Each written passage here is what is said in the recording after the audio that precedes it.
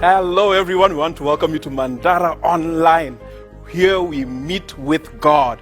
Whether you're 90 or you're 9, we've got something just for you. We've got worship programs, music, preaching, something for the young people, something for the children, something for the married people, something for the singles.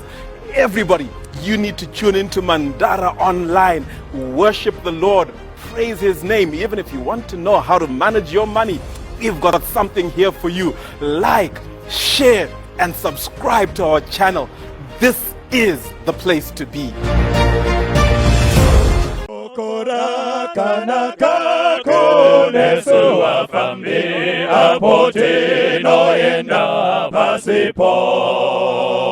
Asibu ponese achazo uyase kutora umambo wakewo ariku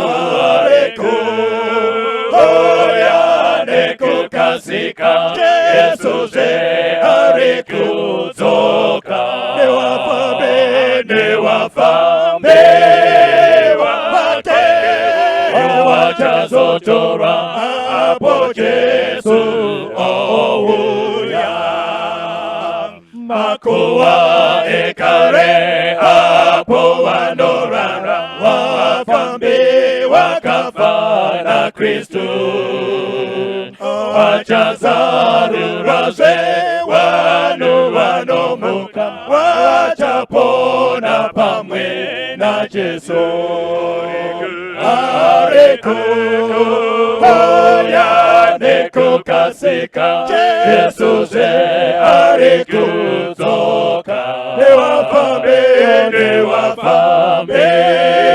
wake wachazotorwa apo Yesu ouya tichasangana kumosha wekudenga tichayimba nekuponeswa waponeswi wowachapa pasirese wanamate mambo wedenga ariku oya neku kasika Yesu se ariku zoka ne wafambe wake wachazotora apo Yesu ouya. Hallelujah, hallelujah, amen. Say hallelujah. Ekuda wirate chasika namata simira kufarada karato peka mbiriye kudenga areku oya neku kasika Yesu se areku zoka ne wafambe wake wachazotorwa apo Yesu ouya tinozokara pedyo payo mvura yeupenyu Yesu anozomirayo kuchingamidza isu tinozokara pedyo payo mvura yeupenyu wayo Yesu ndiye mvura ini mvura yeupenyu apo tane kufamba tafara kugara uko mvura inowerera tinoona simba tinozokara pedyo payo mvura yeupenyu wayo Yesu ndiye mvura ini mvura yeupenyu ndizouya kuna Kristu mvura mvura yeupenyu, munozoona ruponeso rwagadzirirwa isu. Tinozogara pedyo payo, mvura yeupenyu wayo. Jesu ndiye mvura idi, mvura yeupenyu. Tinozogara pedyo payo, mvura yeupenyu wayo. Jesu ndiye mvura idi, mvura yeupenyu.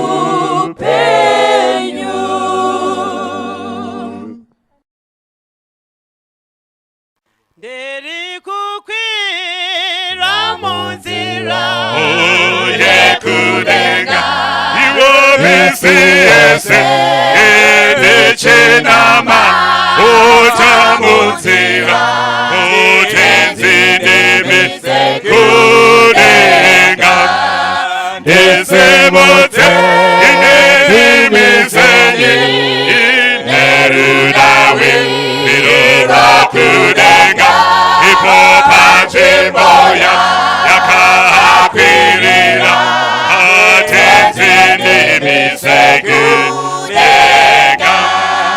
Handidiza hangu kugara uhapo pane ikokupokana asi vamwe wangagara inini ndinoda kudaro.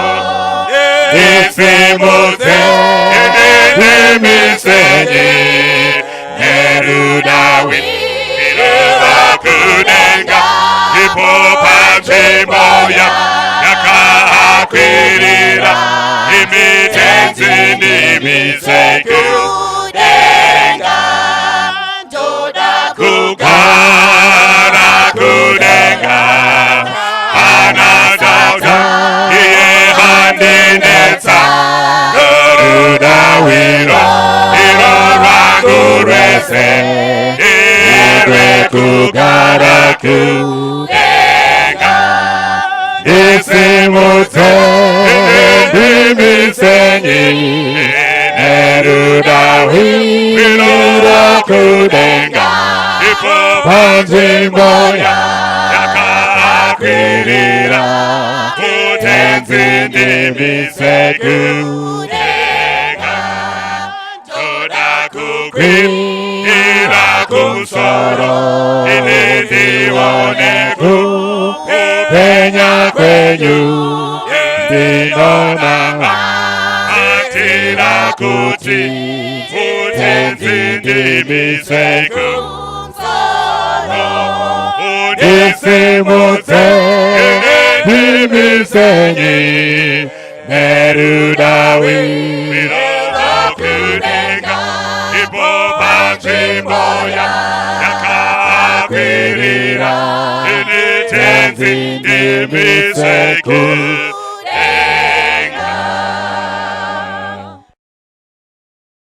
Tenda Mwari nekuti ari kuramba achitaura nesu mukati meupenyu hwedu. Panguva dzino regai titange nekupinda munguva yekunamata. Titaure naMwari, ngatitsinzinye tinamate.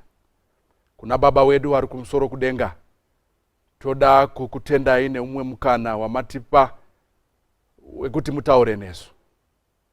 Zita renyu ngarirambe richisimudzirwa apo pamunenge muchitaura Mwari. May you bring healing into our lives. Dzikinurai zvimwe zvinotiremera mukati meupenyu. Zvose zvaitwa Mwari, mbiri nerikudzo ngairambe ichipiwa kuzita renyu nekuti zvakafanira. Muzita raJesu tinonamata, amen. Muzora nhasi toda kudzidza kubva mubhuku raMark chapter 2. Mubhuku raMark chapter 2 pane nyaya iri papo tichibata pamusoro pemurume anonzi Jesu. Jesu ndiye the center of everything. Mukaenda pabhuku raMark iroro chapter 2 pavhesi ya 1 inoti iyo, and again he entered into Capernaum, after some days, and it was noised that he was in the house. Verse 2. And straight away many were gathered together, insomuch that there was no room to receive them, no, not so much as about the door. And he preached the word unto them. Verse 3. And they come unto him, bringing one sick of the palsy, which was born of 4. Verse 4.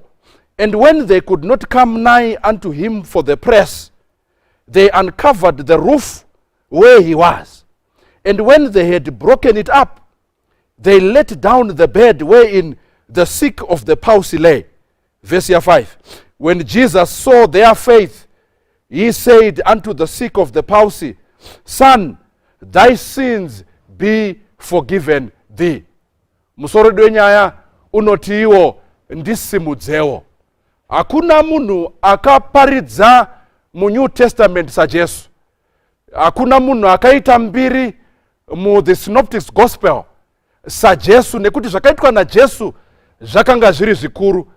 I remember Jesu at one time, he was preaching to more than 5,000 people without a microphone. Before there was Twitter, YouTube, Jesu guwa rake raifamba, aiti kana ari kumandara, vekumfakose vaitoziva nezvake, iye asati asvika kumfakose. Before there were flyers, before there was nothing, before there was even media, mbiri ya Jesu yaifamba. I remember Jesu paakafida vanhu 5,000, aiti kana achitaura, zvaaitaura zvaitapira zvekuti vanhu vaikanganwa kudya. He was so powerful. Kusvikira ataura nevadzidzi kuti udzai vanhu kuti vagare pasi, nekuti vanhu ava vaane nzara. He was so powerful. Now tiri kuona Jesu panapa pa chapter 2 pa verse 1. Iri kuti iyo paakandopinda muKapenaume pakaita noise. Rechirungu riri kuti it was noised. There was a rumor. Pakaita guwa rekuti Jesu ari mune imwe imba. Zvinhu mudikani zvinonakidza kuti Jesus was in the house. Guwa iro ndo rakakosha mukati meupenyu. Kune vanofambisa makuwa asina Jesu mukati, vanofambisa nyaya dzisina maturo. Asi Mwari ngaavongwe kuti pana Mark chapter 2 pane guwa rekuti Jesu ari mukati meimwe imba. And it is possible kuti mukati memba yenyu Jesu anofanira kuwanikwa. Jesu anofanira kubata mukati medzimba dzedu. Jesus must be found in our house. Guwa harifanire kufamba rekuti mukati memba menyu munorwiwa, asi munofanira kuzikanwa nekuti mukati memba yava there is Jesus in the house.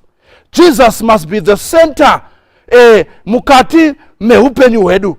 Shikanzi neBhaibheri, when Jesus was in the house, pa verse 2, zvinonzi many people gathered in that particular house. Teerera munhu waMwari, kana uchiverenga nyaya iyi, we do not know the owner of the house. Asi imba iyi yazotanga kuita mutauro nekuti Jesu ari mukati mayo. Haigoni kuva imba kana Jesu asiri mairi. Pa verse 2 ndapada apa pari kuti izvo vanhu vakatanga kuungana nekuti Jesu akanga aripo. The reason why we gather, the reason why you are listening panguva dzino, inyaya yekuti taunzwa nekuda kwa Jesu ari pakati pedu. Hallelujah. Ndiye atisanganisa kuti tikwanise kunzwa zvimwe zvaangataura kwatiri. Teerera, munyori paanonyora Maki anonyora achiti imba yakazara zvokuti there was no room to receive even more people. Anzi vanhu vakazara nekusvikira pamusuo. Pavakazara, Jesu ndokubva awana an opportunity. Ndiri pa verse 2.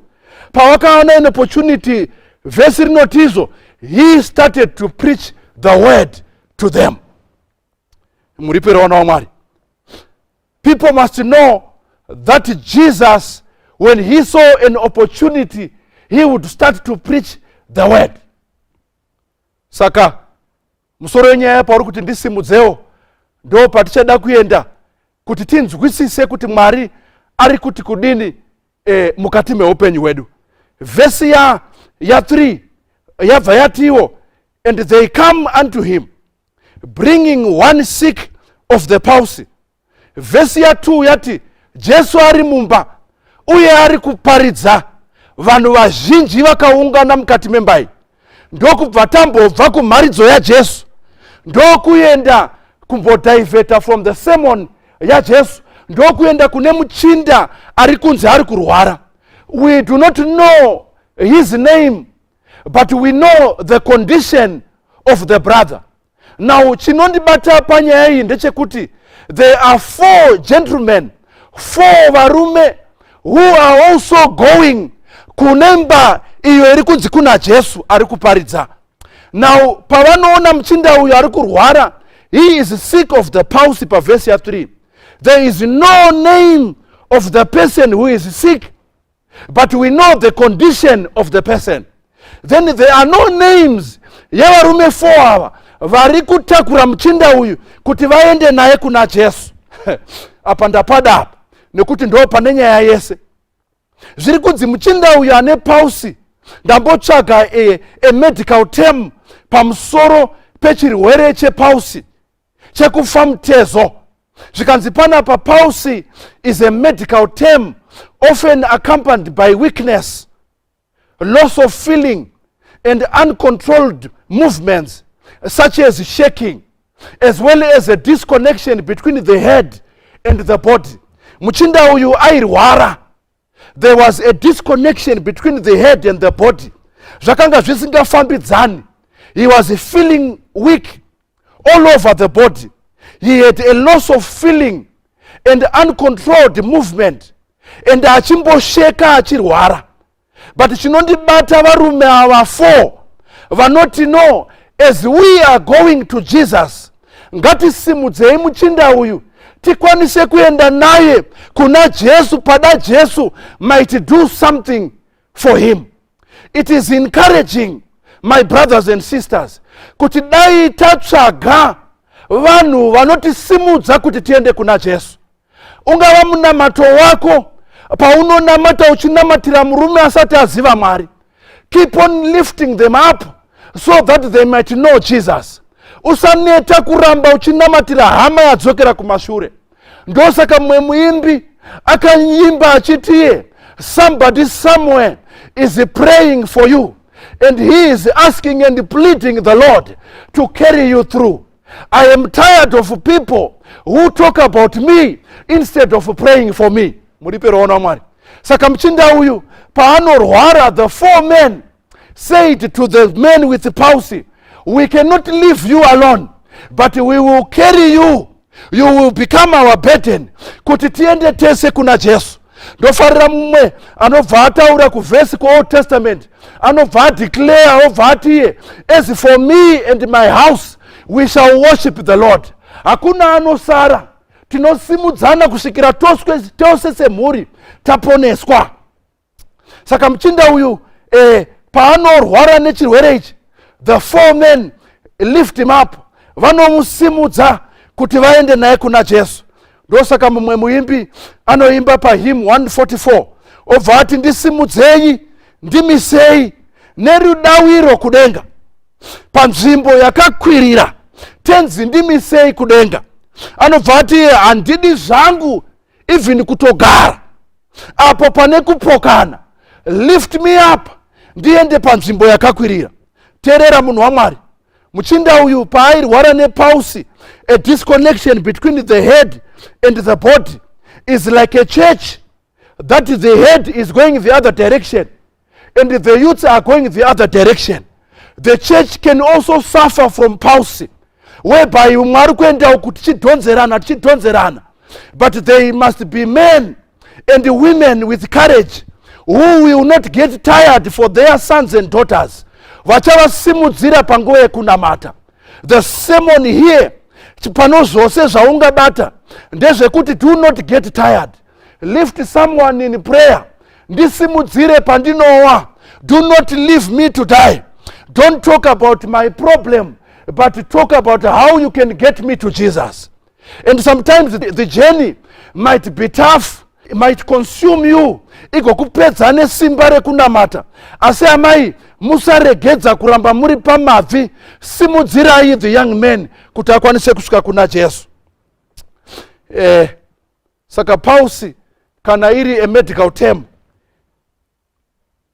chirwere ichi zvanzi unenge uine weakness, you become weak.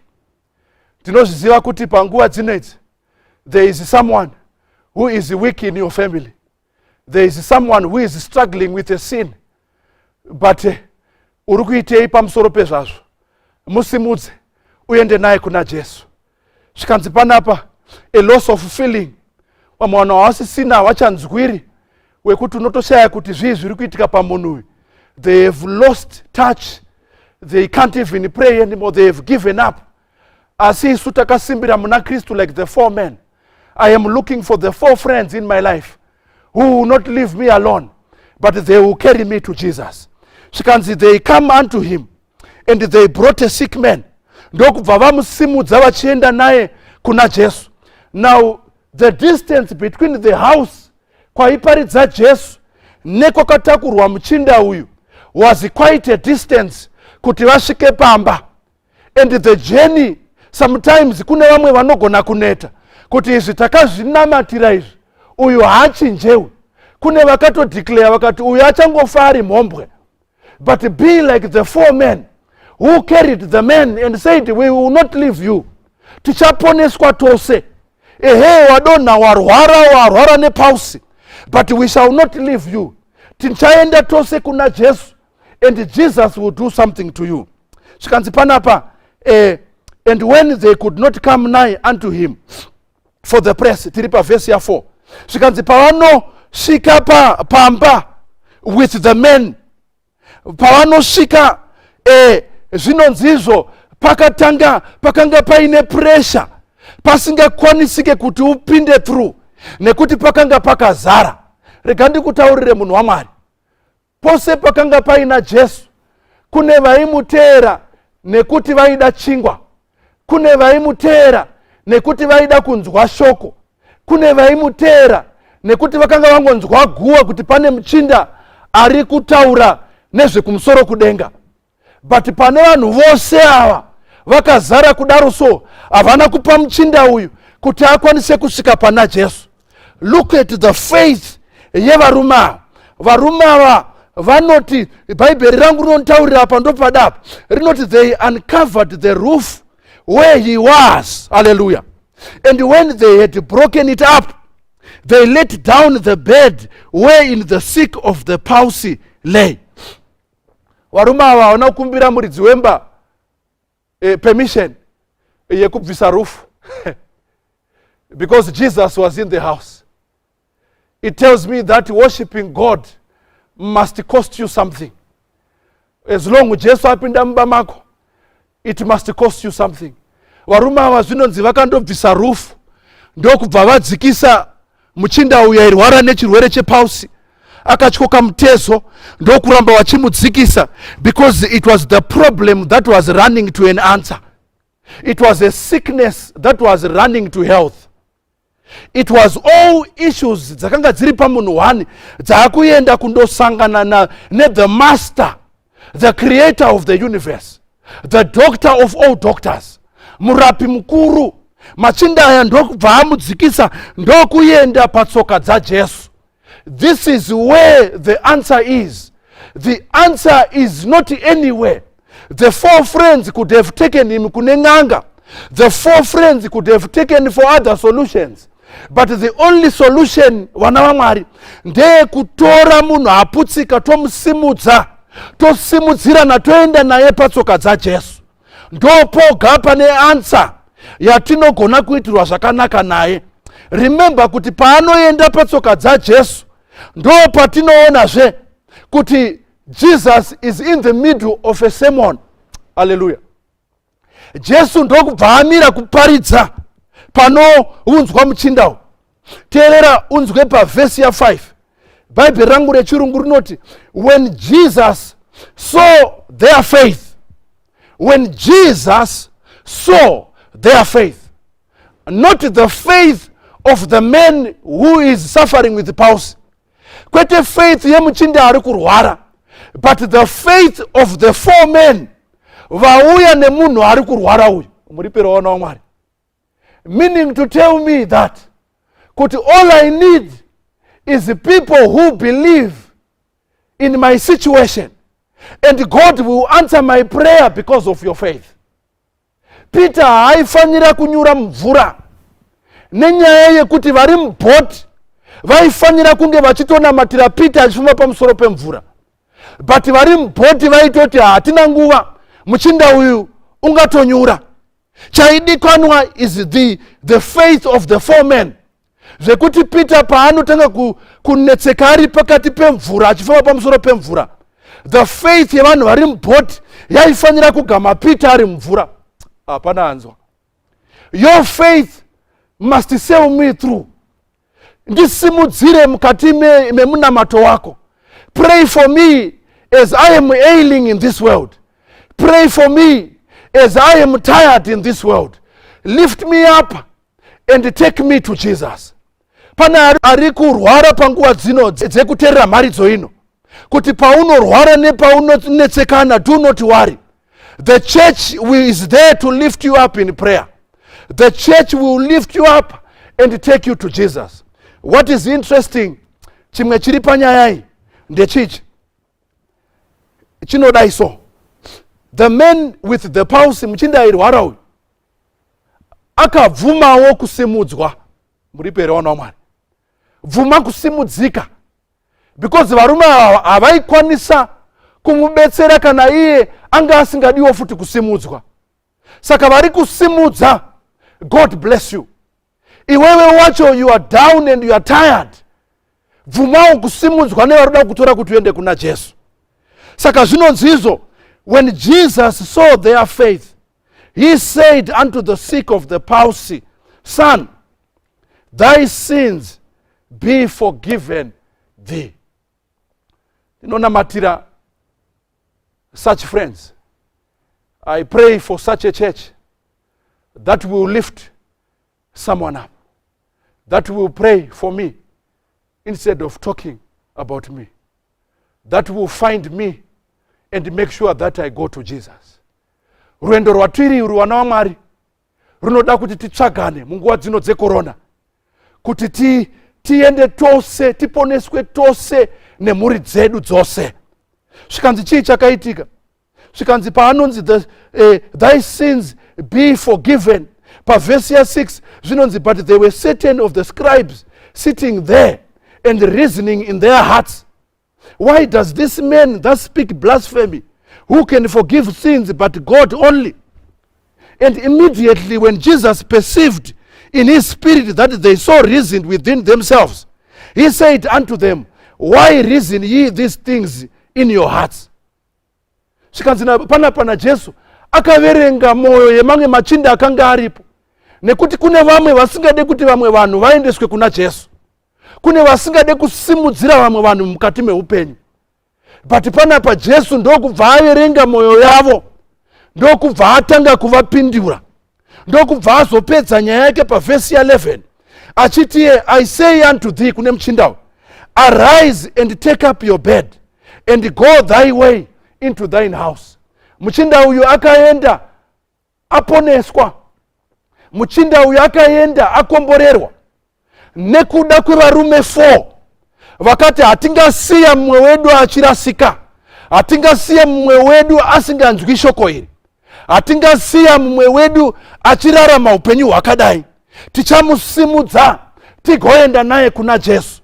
Tataura pamusoro pemamarriages evanhu, tichitaura pamusoro payo kuti ava vachasara kudhivhosa, aiwazve munhu waMwari, chimbovasimudza uvaendese kuna Jesu, chimbovanamatira urambe uinavo pamabvi, and Jesus, because of your faith, he will answer the prayer dzavo dzemumarriage dzevana. Chimbonamatirawo kavakomana vari pachechi penyu vari kurasika, pane kuramba muchitaura pamusoro pezvavo, chimbovaendesa kapatsoka dzaJesu. Lift them up. They are suffering from palsy. Take them to Jesus. Variko vari kurwara, variko vane machallenges muupenyu. Takataura pamusoro pezvavo tikazodini? Takangotaura tikati ndo zvavanoita, vamwe takadeclare tikati ava ndo zvavari, but we have never taken time to take them to Jesus. Zvikanzi panapa, the 4 men took the man with the pulse. And sometimes unogona kushaya munhu anokusimudza munhu waMwari, but there is one who will lift you up. His name is Jesus Christ himself. Muimbi anobva aimba obva ati, what a friend we have in Jesus. Dzimwe nguva dambudziko rauinaro, no one cares, no one is looking, no one is even thinking about you, but there is one who will lift you up, who will encourage you. Even vakashayikwa, be like David anobva azonyora achiti pane rimwe vhesi kuOld Testament rinobva ratiro, and David encouraged himself. When there is no one to encourage you, encourage yourself. Encourage yourself in prayer. Encourage yourself in hymns. Encourage yourself by listening to the word of God. We shall get through. We shall overcome. We shall conquer. Jesu anobva wataura kumuchinda obva wamuti arise, ndo chinodiwa. The first thing is to arise from your slumber. Arise, stand up and fight the battles of life. Arise and face the enemy head on. Mira segamba wakatarisa mhantu uchiziva kuti there is a crown when all is said and done. Mchinda uyo anobva anzi take up your mat and go. You know, sometimes you need to appreciate the prayers that were made by our forefathers. The reason why you are where you are. Kune mchemberi akanga ari kumusha kwa Rusapi akakunamatira achikusimudzira in prayer achiti, Mwari rangarirai mzukuru, rangarirai mbuya, rangarirai sekuru, rangarirai babavo, rangarirai mai ava. They lifted you up in prayer. Kusiri kugona kwedu, but somebody somewhere lifted you up in prayer. And you need to lift someone up in prayer. Lift someone up. Ndosaka tiri kutaura patiri kuparidza misi nenguva tichiti subscribe ma YouTube everywhere, Facebook, kuti ungobetsera mumwe munhu anzwe zviri kutaura Jesu mumazuva ekupedzisira. This man upenyu hwake hahwaigona kuchinja kana panga pasina varume wakamusimudza. Saka panguva dzinotoda kupinda munguva yekunamata kuti Mwari ndoda kungovaone mweya wevarume kuti it is not about me and my family only, asi kune vamwe vasati vakuzivai vandinoda kusimudzirawo mukati meupenyu. Even mukati memabusiness edu tinosimudzirana, mukati mekuronga-ronga vanhu vanosimudzirana, asi panyaya yekuponeswa you need to lift someone up and take them to Jesus. Shoko iri harisi rekunzwa woga, nderekuti utore hama yako kuti auyewo anzwe zvimwe zvaJehovha. Ndo nyaya yacho iripo vana vaMwari. Hymn 144 yataura iri kuti ndiri kukwira munzira yekudenga misi yese, handidi zvangu kugara pane makuhwa pane zvinhu zvisina maturo. Lift me up, ndiende panzvimbo yakakwirira, kuti vamwe pavanenge vachichema vachiona zvinhu kuti zvaipa, isu tichiona denga because tasvika palevel nerelationship naMwari yatasimudzwa panzvimbo yakakwirira. Dai Mwari awedzera kutenda kwedu.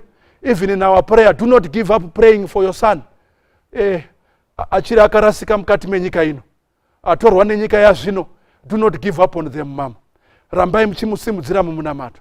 It is never too late with God. God will always do things in his time according to his will.